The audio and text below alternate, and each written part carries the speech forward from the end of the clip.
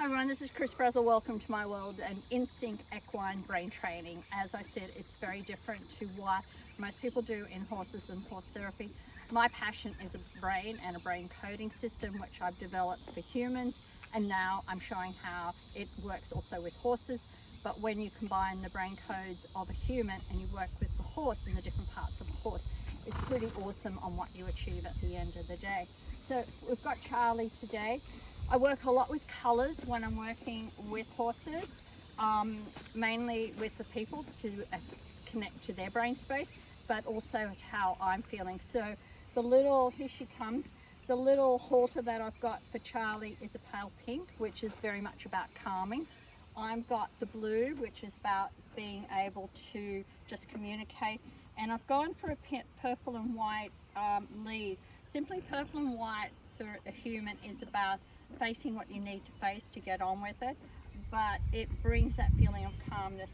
So I'm just showing her first. She's inquisitive, she's very intelligent. We've got, yeah, might be a little bit more of a thing, but she'll come back in a second if I just turn my back. She's very inquisitive. She knows she's going to get the halter today. Hi, sweetie. Okay. Do you want to see what I've got? Maybe you don't want the lead, you just want the halter. Yes, you want to look? Okay, what do you think about it? So she's 8 weeks old. I like not having had a foal before, but I think about 8 weeks is pretty good. So I just want her to make it in her choice in her own way. She's smelling it, of course. So I'll go back to patting her. So we've got to be quite good friends. She knows when I'm down with her knees I'm going to be changing something, and she gets quite comfortable with that. She's probably going to start licking me at any stage to say thank you for the pats, and then we'll come around and go up. So I'll go along her back, which is getting her to totally relax. You don't want the idea of the halter today? Yeah. So again, I'm not going to rush it because I'm not going to be a bully. She needs to be able to come in her own time. So if I come forward, she should be able to come forward and see if she wants to. Good girl. So it's her working with me, not against me. So we just take it back up a little bit further again, and we get it closer, and then I'll walk away so she knows she'll come. So I'm letting her make the choice, which I think is important for horses.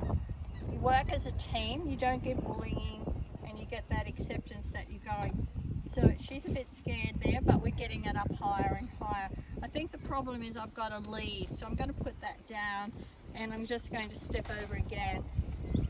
And I'll let her know I've put the lead away. And then we'll come back and we'll just focus on one thing at a time. Hi sweetie, do you want this on? No? You've had enough, have you? Right. Maybe today we're not going to get the halter on, but I much prefer just that little bit each time. I will get it up there and she's not going to object to it.